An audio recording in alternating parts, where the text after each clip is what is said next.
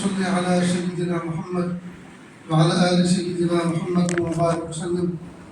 اللهم صل على سيدنا محمد وعلى آل سيدنا محمد وبارك وسلم. اللهم صل على سيدنا محمد وعلى آل سيدنا محمد وبارك وسلم. اللہ رب العزت نے انسانوں کی ہدایت کے لیے ایک سلسلہ قائم فرمایا جس کو نبیوں کا سلسلہ کہا جاتا ہے. اللہ تعالیٰ نے وقتاً فوقتاً انبیاء کرام کو دنیا میں مبعوث فرمایا اور وہ انبیاء کرام بندوں کے اور رب کے درمیان میں ایک برج کا کام دیتے تھے. اللہ تعالیٰ کی ہدایات اور اللہ تعالیٰ کے منشوں کو وہ ظاہر کرتے تھے بندوں پر، اور بندے اس پر عمل کرتے تھے اور اللہ تعالیٰ کا قرب پاتے تھے. چنانچہ انبیاء کرام کا ایک سلسلہ ہے. جس وقت وہ تشریف لاتے تھے تو انسانیت کا بچپنا تھا، ہر چیز کی سکھانے کی ضرورت تھی. کوئی نبی کھیتی باڑی کی تعلیم لے کر آیا، یعنی جہاں اس نے طاعت و عبادات کے ذریعے سے مخلوق کو اللہ سے جوڑنے کا کام کیا، وہیں خود اللہ کے بندے اپنی زندگی میں کیسے ترقی پائی اس کا طریقہ بھی بدلا ہے. وہ کھیتی باڑی کیسے کریں، وہ کھیتوں کو کیسے جوتیں، کیسے بوئیں، وہ اپنا لباس کیسے ترتیب دیں، وہ کھانے پینے کی چیزوں میں کیا کیا چیزیں استعمال کریں. تو انبیاء کرام جہاں طاعت و عبادات کی تعلیم دیتے تھے، وہاں ساتھ ساتھ معیشت اور معاشرت انسانوں کی اچھی ہو جائے اس کی تعلیم دیتے تھے. انبیاء کرام آتے رہے، جاتے رہے، آتے رہے، جاتے رہے. سب سے آخر میں پیارے محبوب صلی اللہ علیہ وسلم دنیا میں تشریف لائے. اب محبوب کے رخصت ہونے کے بعد صبح قیامت تک کوئی نبی آنے والا نہیں. اب کوئی نبی آنے والا نہیں. نبوت ختم ہو چکی، ختم نبوت ہو چکی. اب مہر لگ چکی، نبوت کا دروازہ بند. اس لیے کہ محبوب صلی اللہ علیہ وسلم جس مرحلے میں دنیا میں تشریف لائے، انسانیت بلوغ کو پہنچ چکی تھی، اور محبوب صلی اللہ علیہ وسلم کی تعلیمات وہ حرف آخر ثابت ہوئی. اب صبح قیامت تک انسانوں کی جتنے مسائل، جتنے پرابلم، جتنے پریشانیاں انسانوں کو پیش آئیں گی، محبوب صلی اللہ علیہ وسلم کی لائی ہوئی شریعت، لائے ہوئے دین کے اندر اس کا خلاصہ موجود ہے، اس کا حل موجود ہے. لہذا اب کوئی نبی بحیثیت نبی نہیں آئے گا. آپ اس کو اس طرح سے بھی سمجھ سکتے ہیں کہ جیسے بچہ جب پیدا ہوتا ہے تو پیدا ہوتے کے ساتھ ہی اسے کسی خاص فگر کا، کسی خاص سائز کا لباس نہیں پہنایا جاتا، بلکہ ایک عام سی گزڑی میں لپیٹ دیا جاتا ہے. کئی دن تک یہی حال چلتا ہے. اس کے بعد کچھ دن کے بعد اس کو چھوٹا سا پاجامہ پہنایا جاتا ہے، چھوٹا سا کرتا جبلا ٹائپ اس کو پہنا دیا جاتا ہے. پھر تھوڑا سا بڑا ہوتا ہے، مہینے سوا مہینے کا ہوتا ہے، تو پھر اس کے چھوٹے سے موزے آتے ہیں، چھوٹی سی ٹوپی آتی ہے، چھوٹا سا کرتا، چھوٹا سا پاجامہ، یہ سب پہنایا جاتا ہے. پھر 2-3 مہینے کا بچہ ہوتا ہے تو یہ پرانا لباس جو ہے اس کا چھوٹا ہو جاتا ہے، پھر اب دوسرا اس کو، اس کا سائز بدلتا رہتا ہے، ری سائز ہوتا رہتا ہے، دوسرا لایا جاتا ہے، وہ پہنایا جاتا ہے. پھر یہ جب بچہ 20-25 سال کا بھرپور جوان ہو جاتا ہے تو پھر اس کی باڈی فگر فکس ہو جاتا ہے. اب اس کا سائز رشتہ بڑھتا نہیں. تو جو ماہر ٹیلر ہوتے ہیں، درزی ہوتے ہیں، ان کے یہاں جو ریگولر کسٹمر آتے ہیں وہ کہتے ہیں دیکھو جی اب 2-3 سال سے ہم آپ کا جو آپ کے کپڑے سی رہے ہیں اس میں کوئی کمی بیشی ہو نہیں رہی، ایک جیسا حساب چل رہا ہے. لہذا ہم نے اپنی پیمائش کی ڈائری میں آپ کا ایک صفحہ کھولا ہے، اس کا نمبر یہ ہے، اس صفحہ نمبر کا آپ محفوظ رکھیں. اس پہ جو ہم نے آپ کے باڈی فگر لکھے ہیں وہ اب فکس ناپ ہے. جب بھی کبھی آپ کو کپڑا سلوانا ہو تو آپ کو آنے کی ضرورت نہیں ہے، بلکہ آپ کچا تھان کپڑا بھیج دیا کریں، ہم اور اس ڈائری کا صفحہ اس کے کنارے پہ لکھ دیں، یہ بتا دیں، ہم اس ڈائری کو کھول کر اس کی جو فگر ہے وہ ناپ کر اسی حساب سے آپ کا سوٹ سی کر بھیج دیا کریں۔ جو بڑے ماہر ہوتے ہیں اس طرح کے ہوتے ہیں۔ تو اللہ کے محبوب صلی اللہ علیہ وسلم جب دنیا میں تشریف لائے تو انسانیت اپنے غلوب کو پہنچ چکے تھے۔ اب محبوب صلی اللہ علیہ وسلم نے اپنے لائے ہوئے دین کی تکمیل کا اعلان کر دیا، الیوم اکملت لکم دینکم واتممت علیکم نعمتی ورضیت لکم الاسلام دینا۔ اللہ تعالیٰ نے اپنے محبوب کے ذریعے سے اعلان کروا دیا۔ لہذا جب بھی کوئی تکلیف، پریشانی، کوئی اڑچن، کوئی پرابلم ہماری زندگی میں آئے گی، ہمیں اللہ کے محبوب صلی اللہ علیہ وسلم کی حیات طیبہ میں، محبوب صلی اللہ علیہ وسلم کی سیرت طیبہ میں، محبوب صلی اللہ علیہ وسلم کے روشن تعلیمات کی روشنی میں ہمیں اس کا حل مل جائے۔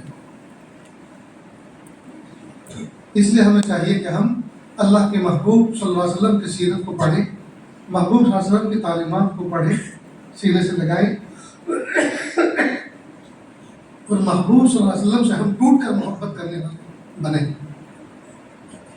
لیکن افسوس کی بات ہے کہ امت میں اس بات پہ تو فرقے اور طبقے ہو رہے ہیں کہ یہ حضور پہ درود نہیں پڑھتے اور یہ حضور پہ درود پڑھتے ہیں، یہ نہیں مانتے اور یہ مانتے ہیں۔ کون بدبخت ہے جو اللہ کے محبوب صلی اللہ علیہ وسلم کو نہ مانتا ہو؟ کون بدبخت ہے جو اللہ کے محبوب صلی اللہ علیہ وسلم پہ درود نہ پڑھتا ہو؟ درود شریف پڑھے بغیر تو نماز سے باہر نہیں نکل سکتے، تو وہ کون ہے جو درود شریف نہیں پڑھتا؟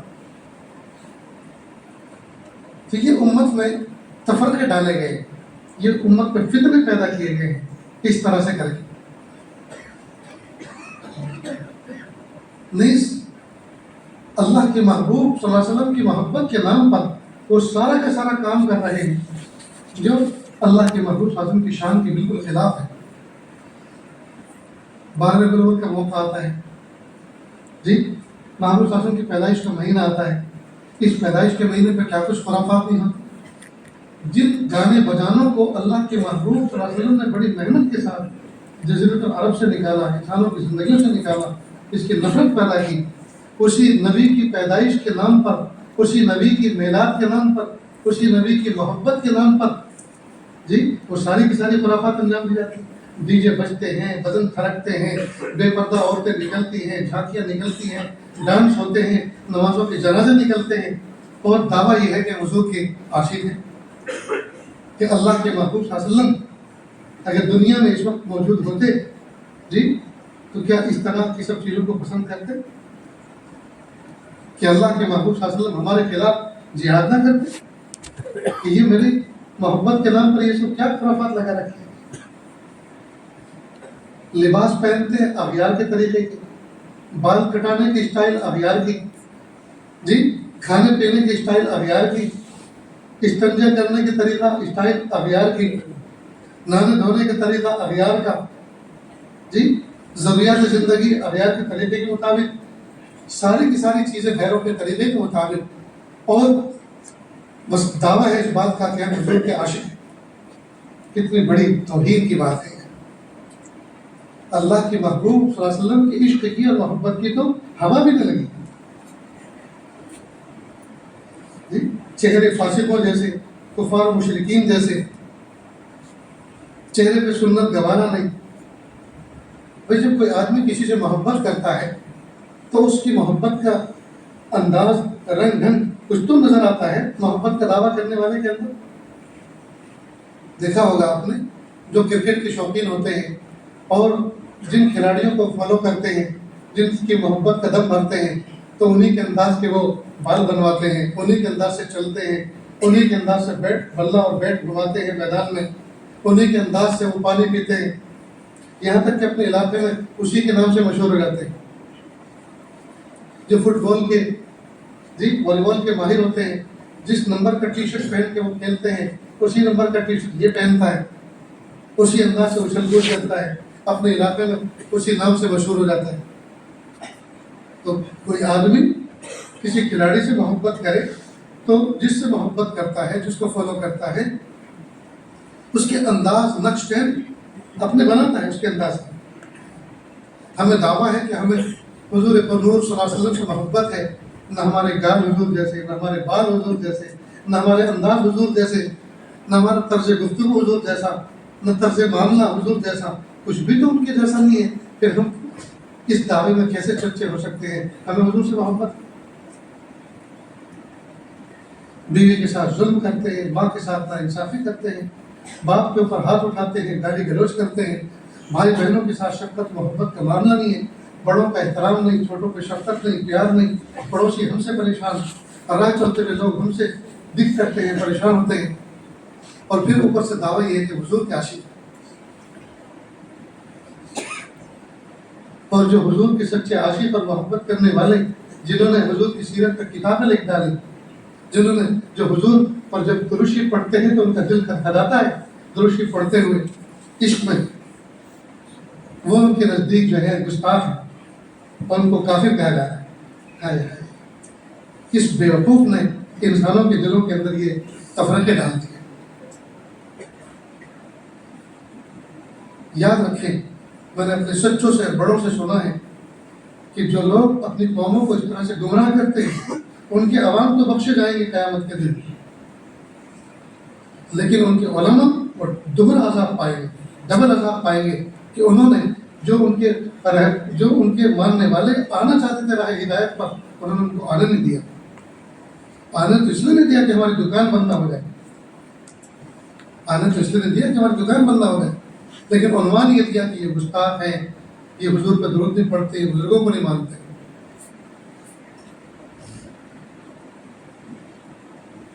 بزرگوں کو کون نہیں مانتا؟ بزرگوں کی تعلیمات کو کون سینے سے نہیں لگاتا؟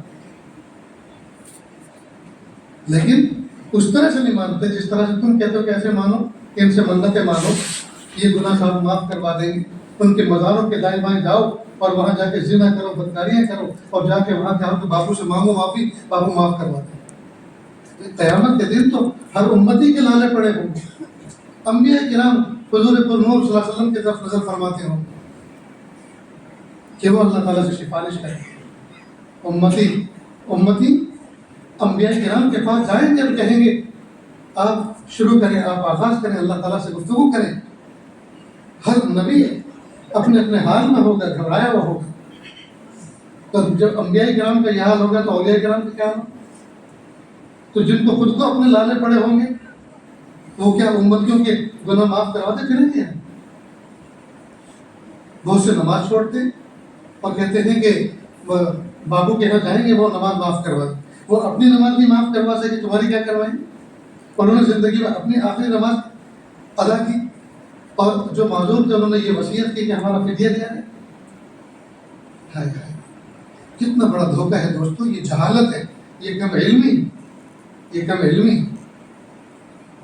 بہت سارے لوگوں کو اس قوم کے رہبر علماء وہ علم حاصل نہیں کرنے دے رہے، اس لیے کہ وہ پڑھ لیں گے تو ان کو دودھ کا دودھ اور پانی کا پانی پتہ چل جائے گا، لہٰذا ان کو جاہل رکھو تاکہ ہمارے نذرانے باقی رہیں، ہمارے تحفے تحائف باقی رہیں، لوگ ہمیں بڑا مانتے رہیں۔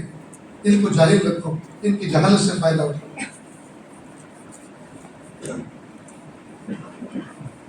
یاسر ایک مثال دے کر باپ اپنا سبق سنانے کی کوشش کرتا ہے کہ ایک بچہ صبح کو جاب پر شاپ پر جاتا ہے اور ماں باپ سے لڑ کے جاتا ہے، گالی دے کے جاتا ہے، دھمکی دے کے جاتا ہے، اور یہی بچہ شام کو آ کے مٹھائی کا ڈبہ لاتا ہے اور کہتا ہے اماں لاؤ تمہارے لیے مٹھائی لایا ہے۔ ماں کے آنکھوں میں آنسو آ جاتے ہیں کہ صبح کو تو پٹائی، صبح کو تو گولیاں بول کر گیا، گالیاں دے کر گیا، اور اب مٹھائی لایا۔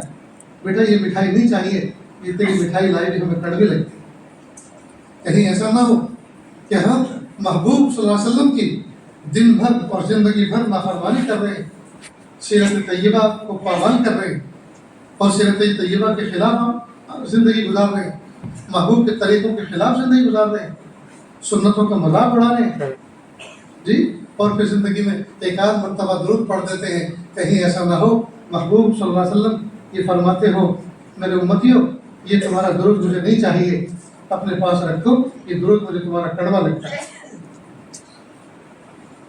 میں جو طریقہ تم میں چھوڑ کر آیا تھا، جو ہدایت جو میں دے کر آیا تھا، اس میں تم نے پسے کچھ ڈال دیا، اور صرف میرے اوپر لے دے کر درود پڑھنے کو اب تم نے کمال سمجھا۔ میں صرف تم سے درود پڑھوانا آیا تھا. میرے پیارے رب نے مجھے تمہاری ہدایت کے لیے طریقے بتائے. پیر کے ناخن سے لے کے سر کے بال تک میں نے زندگی کا تمہارے سامنے ایک اسوہ خطبہ نمونہ پیش کیا تھا. اس کو تم نے پامال کیا، اس کو چھوڑا اور یار کے طریقے کو اپنایا اور صرف میرے اوپر درود پڑھنے کو لے کے تم لڑتے رہے. مجھے تمہارا یہ درود نہیں چاہیے. اس لیے دوستو ہم اپنے حالات پر نظر ڈالیں، اللہ کے محبوب صلی اللہ علیہ وسلم کی سیرت طیبہ کو پڑھیں، اس کو سنیں جی، اور اس کے ان پہلوؤں پر غور کریں جن پہلوؤں پر ہمیں غور کرنا ہے، اور ان پہلوؤں کو اپنائیں جو ہمارے لیے اپنانے کے قابل ہیں. اللہ کے محبوب صلی اللہ علیہ وسلم کی سیرت کا ایک پہلو یہ ہے کہ ہم اللہ کے محبوب صلی اللہ علیہ وسلم کا حسن بیان کریں. محبوب صلی اللہ علیہ وسلم کیسے حسین تھے، بال مبارک کیسے تھے، داڑھی مبارک کیسی تھی، داڑھی مبارک میں بال کتنے سفید تھے، تلوے مبارک کیسے تھے، ہتھیلیاں کیسی تھیں، گردن مبارک کیسی تھی. یہ تذکرہ کرنا، اللہ کے محبوب صلی اللہ علیہ وسلم کا یہ تذکرہ کرنا، سیرت کے اس پہلو کا تذکرہ کرنا، یہ بھی عبادت ہے. لیکن اس پہلو میں ہمارے لیے عمل کا پہلو نہیں نکلتا. ہتھیلی چکنی تھی، تلوے چکنے تھے تو ہم تو رگڑ کے چکنے نہیں کر سکتے. گردن لمبی تھی تو ہم تو اپنی گردن کھینچ کے لمبی نہیں کر سکتے. تو اس پہلو میں ہمارے لیے عمل کا پہلو نہیں نکلتا. لیکن تذکرہ بہرحال پھر بھی عبادت ہے. اور ایک پہلو سیرت کا وہ ہے جس میں اللہ کے محبوب صلی اللہ علیہ وسلم کی حیات طیبہ میں ہمارے لیے عمل کا پہلو نکلتا ہے. محبوب صلی اللہ علیہ وسلم رات کو لمبی لمبی نمازیں پڑھتے تھے، یہاں تک کہ قدم مبارک متورم ہو جاتے تھے، پنڈلیاں سوکھ جاتی تھیں. جب محبوب بخشے بخشائے تھے ان کا حال یہ تھا. پھر ہمیں کیا کرنا چاہیے؟ ہم تو گناہوں کے پتلے ہیں، ہمیں تو بدل اولاد لاکھ تک رجوع کرنا چاہیے. محبوب کا حسن اخلاق کیا تھا، پڑوسیوں کے ساتھ معاملہ کیا تھا، چھوٹے معصوم بچوں کے ساتھ کیا تھا، جانوروں کے ساتھ کس طرح کا تھا، پردیسیوں کے ساتھ کس طرح کا، مہمانوں کے ساتھ کس طرح کا معاملہ تھا. ہمیں چاہیے کہ ہم اس پہلو پر عمل کریں. ہمارے اس میں عمل کا پہلو ہے. اتنی بات یاد رہے، یہ دعوت فکر دی جائے کہ ہم محبوب صلی اللہ علیہ وسلم کی سیرت سے بالکل ناواقف. محبوب صلی اللہ علیہ وسلم کی حیات طیبہ کے جو پہلو ہیں ان سے ہم بالکل ناواقف.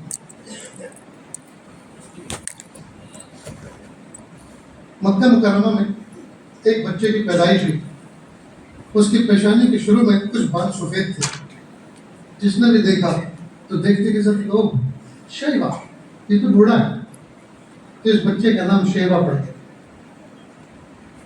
شیبہ پڑ گیا.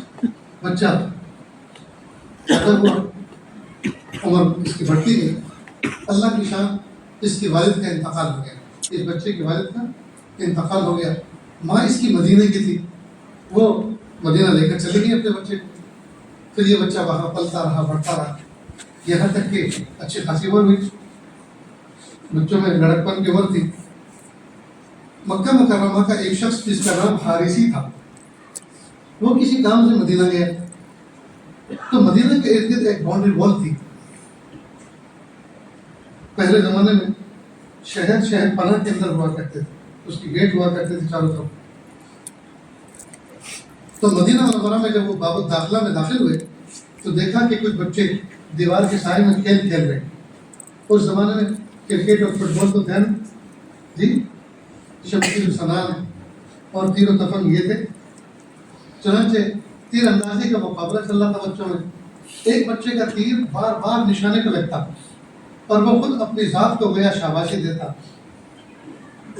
اور وہ بچہ کہتا میں قریشی نسل ہوں اور ہمارے تیر کبھی خطا نہیں کیا کرتے. اب یہ جو حارثی تھا اس کو قریشی نسل کون ہے؟ اس نے کسی بچے سے پوچھا کون ہے قریشی نسل؟ کہ یہ یتیم مدینہ ہے، اس کی اماں کا نکاح مکہ میں ہوا تھا، اس کے ابو کا انتقال ہو گیا تو اس کی اماں یہاں لے کر آ گئی. یہ اصل مکہ کا ہے. تو اس نے اور زیادہ تحقیق کی، پتہ چلا یہ فلاں ہے، فلاں ہے. یہ بڑا خوش ہوا. خیر اپنا کام پورا کر کے واپس آیا اور اس بچے کے چچا کو کہا کہ آپ کے بھتیجے کو میں دیکھ کر آیا ہوں، تو بڑا ہونہار ہے. اگر آپ اس کو یہاں لے آؤ اور یہاں آپ کے معاشرے میں، آپ کے خاندان میں، قبیلے میں رہ کر وہ پروان چڑھے تو اس کے جوہر اور کھلیں گے. اور اس کی اتنی تعریف کی کہ چچا نے قسم کھائی کہ میں ضرور اس کو لے کر آؤں. چچا کون تھے؟ مطلب. اب یہ پہنچے مدینہ اور وہاں جا کر اپنے بھابھی کو سمجھایا اور کہا کہ اس طرح کا معاملہ ہے کہ بچہ چھوٹا تھا، چلا آیا تھا آپ کے ساتھ، اب اس کو بھیج دو، ہم اس کی نگرانی کریں گے، اس کی پرورش کریں گے، اس کی جوہر کھلیں گے اپنے آبا اجداد میں رہ کر، لہٰذا اس کو ہمارے ساتھ بھیج دیجیے. اللہ کی شان. جب یہ باتیں سمجھائی گئی تو وہ راضی ہو گئے. اب یہ اونٹنی کے پیچھے بٹھایا ان کو اور لے کر آئے مکہ. تو مکہ مکرمہ میں کچھ بچے بیٹھے ہوئے تھے. من هذا الشاب، یہ جوان کون ہے مطلب کے پیچھے؟ تو کہا جب یہ ادھر سے چند دن پہلے گئے تھے تو یہ اکیلے گئے تھے، ادھر سے آئے تو لگتا ہے یہ کوئی غلام خرید کے لائے ہیں. تو غلام کارنے میں کہتے ہیں عبد. تو جب پوچھا من هذا الشاب، عبد المطلب. اب تک اس کا نام کیا تھا؟ شیبہ. لیکن اب اس کا نام کیا پڑ گیا بچے کا؟ عبد المطلب. اس نام سے مشہور ہو گیا عبد المطلب. اللہ کی شان. یہ پل پڑھ کے جب بھرپور جوان ہوا عبد المطلب، ان کا نکاح ہوا. انہوں نے یہ قسم کھائی کہ اللہ تعالیٰ نے اگر مجھے 10 جوان لوگ بیٹے دیے تو میں ایک بیٹا اللہ کے راہ میں قربان کروں گا. یہ منت مانی. یہ بہت خوبصورت تھے، بڑا چہرہ تم تراک تھا عبد المطلب. ایک مرتبہ یہ سوئے میں تھے، خواب میں نے دیکھا کوئی کہنے والا کہہ رہا ہے عبد المطلب آپ جو ہیں کعبۃ اللہ کے باب کعبہ کے اتنے فاصلے پر اس سمت میں کھودو تو جو زمزم کا کنواں ناپید ہو گیا ہے تمہارے ہاتھوں سے دوبارہ وہ مل جائے گا. یہ اٹھنے کے بعد انہوں نے پیمائش کی اور اپنے خواب کی بشارت کے مطابق کھودنا شروع کیا. لوگوں نے کہا عبد المطلب کیا کر رہے ہو کعبے کے پاس کھدائی؟ کہا کہ میں زمزم کا کنواں تلاش کر رہا ہوں. کہا وہ تو تھا ناپید ہو گیا، لوگ ڈھونڈ ڈھونڈ کے تھک گئے، نہیں ملا. یہاں جینے کو پانی نہیں، یہاں پینے کو پانی نہیں، لہذا اپنی محنت کیوں ضائع کر رہے ہو؟ کہ تم اپنا کام کرو، مجھے خواب میں یہ بشارت ہوئی. کہ اگر آپ کو خواب میں بشارت ہوئی تو ہم بھی آپ کے ساتھ میں جڑیں گے، ہم بھی اس نیک کام میں شامل ہوتے ہیں. چنانچہ انہوں نے اپنے ایک بیٹے حارث کو ساتھ لیا. کچھ کھودتے رہے، وہ مٹی نکالتا رہا اور کچھ لوگ اور بھی جڑ گئے. اللہ کی شان. آخر میں ایک تیشا جو کدال تھی وہ ایک چٹان سے ٹکرائی اور زور و شور کے ساتھ زمزم کا چشمہ دوبارہ جاری ہو گیا. لوگوں نے ان کو بڑا لائک کیا، ان کو بڑی مبارکباد پیش کی. عبد المطلب آپ تو بڑے خوش قسمت آدمی ہیں، تمہارے ہاتھوں سے زمزم دوبارہ جاری ہو گیا. چنانچہ ان کو بیت اللہ کا متولی بنا دیا گیا.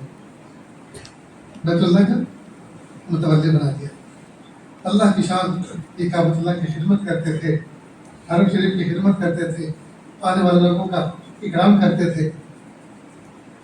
اور مختلف بیویوں سے ان کی ہر 10 جوان لوگوں بچے پیدا ہو گئے. 10 جوان لوگوں بچے پیدا ہوئے. اب ایک مرتبہ ان کے خواب میں کوئی کہنے والا کہنے لگا عبد المطلب تمہاری منت کا کیا ہوا جس میں تم نے اپنے ایک بیٹے کو اللہ کی راہ میں ذبح کرنے کی بات کہی تھی؟ اب یہ صبح کو اٹھے تو عجیب سی پہ کیفیت. پوچھا گھر والوں نے کیا بات ہے، کیوں مایوس ہو؟ کہا میں نے ایک منت مانی تھی اور سمجھ میں نہیں آ رہا کہ میں کس کو ذبح کروں. تو کسی نے کہا قرآن دازی کرو، قرآن دازی کرو، جس کا نام نکلا ہے اس کو ذبح کر دو. انہوں نے قرآن دازی کی. تو ان کا ایک بیٹا بہت ہی لائق و فائق، بہت ہی خوبصورت تھا، اس کا نام تھا عبداللہ. ان کا نام نکلا. اب جب نکلا تو ان کی بہنوں نے اور دوسروں نے سب نے کہا نہیں نہیں نہیں ان کو ذبح مت کرنا، یہ تو بہت پیارے ہیں. انہوں نے کہا میرے تو سارے پیارے ہیں، جس کا بھی نام نکلے گا تو اسی کے بارے میں اعتراض کرو. اب پریشانی مبتلا ہو گئی کہ کس کو ذبح کروں. تو اس زمانے میں ایک کاہنہ تھی، ایک عورت تھی جو اس طرح کی تعبیرات بتاتی تھی، اس کا حل نکالتی تھی. اس نے کہا ایسا کرو، آپ جو ہیں عبداللہ کا نام نکلا ہے قرآن دازی میں، تو آپ قرآن میں جو عبداللہ کا نام لکھا ہے اس پرچی کو رکھو اور اس کے ساتھ میں آپ 10 اونٹ کی بھی پرچی ڈالو لکھ کر، اور 10 اونٹ اور عبداللہ کے درمیان قرآن دازی کرو. اگر قرآن نکلتا ہے عبداللہ کے نام تو پھر 10 کا اضافہ کرو، اور اگر پھر عبداللہ کا نکلتا ہے تو پھر 10 کا اضافہ کرو. یہاں تک کہ جب تک اونٹوں کا قرآن نکلے وہاں تک قرآن دازی کرتے رہو، 10 کا اضافہ کرتے رہو. اللہ کی شان 10 اونٹ تو عبداللہ پر عبداللہ کے نام، 20 اونٹ تو عبداللہ پر عبداللہ کے نام، 40 اونٹ تو عبداللہ پر عبداللہ کے نام، 70 اونٹ تو عبداللہ پر عبداللہ کے نام، 100 اونٹ اور عبداللہ پر عبداللہ اونٹوں کے نام لکھا۔ تو 100 اونٹ قربان کیے گئے اور عبداللہ کی جان بخشی ہوئی۔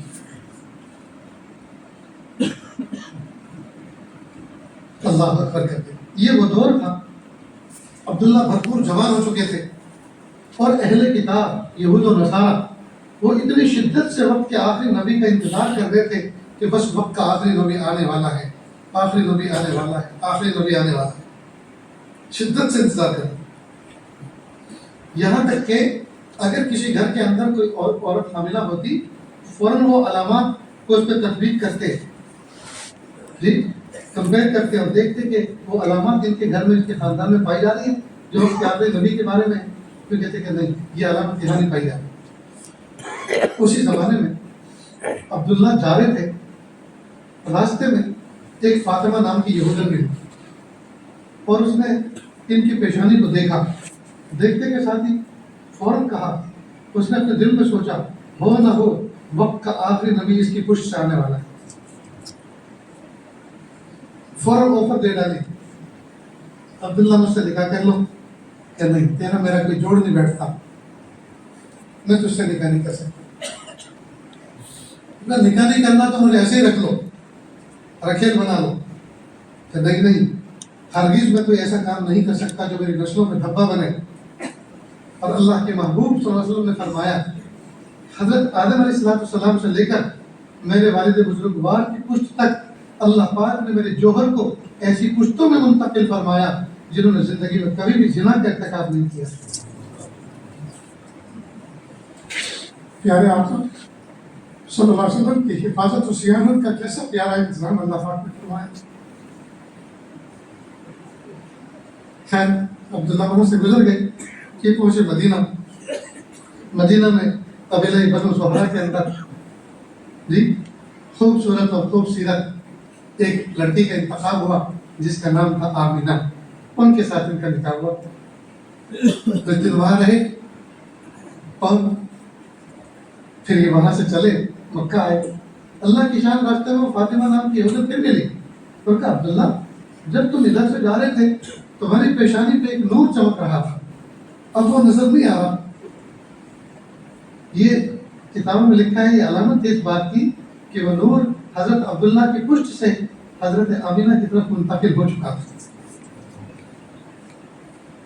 چنانچہ یہ جوڑا مکہ مکرمہ میں آیا اور آنے کے بعد دن گزرتے رہے۔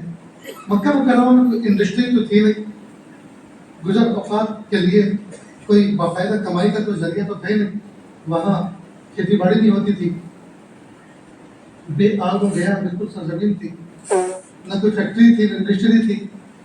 تو مکہ کے لوگ سامان تجارت لے کر ملک شام کی طرف اور حبشہ کی طرف جایا کرتے تھے تجارت کا سامان لے کر۔ اللہ کی شان اعلان ہوا کہ فلاں تاریخ میں فلاں دن ایک قافلہ ملک شام کی طرف جانے والا ہے، جس کو چلنا ہو وہ سامان کی تیاری کرے۔ لہذا سب لوگوں نے تجارت کا سامان جمع کرنا شروع کیا اور وقت مقررہ پر وہ قافلہ میدان میں جمع ہوا، اکٹھا چلا۔ تو اس میں عبداللہ بھی تھے۔ جب یہ اپنے گھر سے نکلے تو حضرت آمینہ نے ان کو کہا کہ دیکھو میں اپنے اندر ایک وجود کو محسوس کر رہی ہوں، یعنی میں حمل سے ہوں، آپ لوٹ کے ذرا جلدی آنا، تاخیر مت کرنا۔ ادھر حضرت عبداللہ نے کہا کہ ہاں میں لوٹ کے جلدی آؤں گا، تو فکر مت کرو۔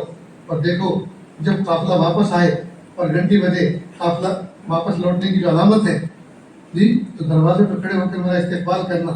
پیار محبت کی آپس میں باتیں تھیں، اور یوں کہے کہ وہاں سے وہ قافلہ نکل گیا۔ حضرت آمینہ دروازہ بند کر کے درزوں سے دور تک دیکھتی رہی کہ قافلہ دھول اڑاتے ہوئے جا رہا ہے۔ اور وہ جب دھول بیٹھ گئی اور قافلہ اس میں سے غائب ہو گیا، اندر اپنے کاموں میں مصروف ہو گئی۔ اللہ کی شان ایک مدت کے بعد وہ قافلہ لوٹا، گھنٹی بجی، سارے لوگ باہر نکل پڑے، قافلہ آیا ہے مال لے کر۔ تو پہلی فرصت میں جو ریٹیل بیچنے والے یا ہول سیل بیچنے والے تھے وہ فوراً پہنچ گئے، اور ہر قافلے والوں نے، ان کے گھر والوں نے ان کا استقبال کیا۔ حضرت آمینہ بھی دروازے پہ کھڑی ہو گئی، عبداللہ نظر نہیں آ رہے۔ عبداللہ نظر نہیں آ رہے. تو انہوں نے پوچھوایا کسی سے عبداللہ کیوں نظر نہیں آ رہے؟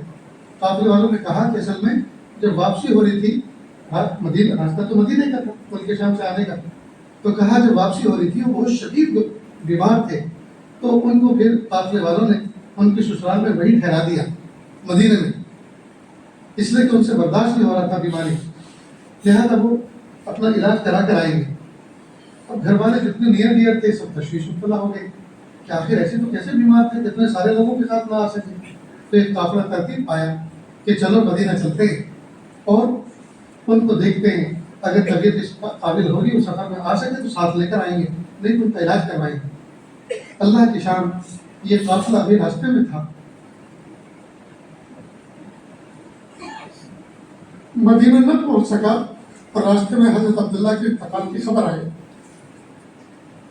اب یہ درد و غم تو اس لڑکی سے پوچھو جس کی نئی نویلی شادی ہوئی ہو اور جس کا پہلا پہل جو امید سے ہو، جس کے بچہ ہونے والا ہو اور اس کا شوہر داخل مفارقت دے جائے، اس سے پوچھو کہ یہ درد و غم کیسا ہوتا. حضرت عامر کو پتہ چلا، بہت روئی کہ وہ اپنی نشانی بھی نہ دیکھ سکے. دنیا میں جو ان کے ذریعے سے اللہ تعالیٰ تحفہ بھیجنے والے تھے وہ اس کو بھی نہ دیکھ سکے اور پہلے ہی چلے گئے اور مجھے اکیلا چھوڑ کے دنیا. حضرت آمینہ پہ کیا گزری ہوگی وہ تو وہی جانتی. یہ اللہ کے محبوب صلی اللہ علیہ وسلم کے ابتدائی حالات آپ کے سامنے بیان کیے جا رہے ہیں. اس کا باقی حصہ انشاءاللہ آئندہ کل بیان کریں گے. اللہ تعالیٰ سے دعا ہے اللہ تعالیٰ ہمیں پیارے محبوب صلی اللہ علیہ وسلم سے سچی محبت عطا فرمائے اور ہم درست کثرت سے پڑھنے والے بنے، محبوب صلی اللہ علیہ وسلم کی سیرت طیبہ کو پڑھنے والے بنے. اللہ کے محبوب صلی اللہ علیہ وسلم کی زندگی کے نشے و فراز سے ہم سبق حاصل کریں. کس موقع پر محبوب صلی اللہ علیہ وسلم نے حالات سے کس طرح سے نکلنے کی ترغیب دی، اس طرح سے ان چیزوں کو پڑھیں، ان چیزوں کو اپنائیں. اللہ تعالیٰ سے دعا ہے اللہ تعالیٰ کہنے سننے سے زیادہ عمل کی توفیق عطا فرمائیں. وآخر دعوانا ان الحمد للہ رب العالمین.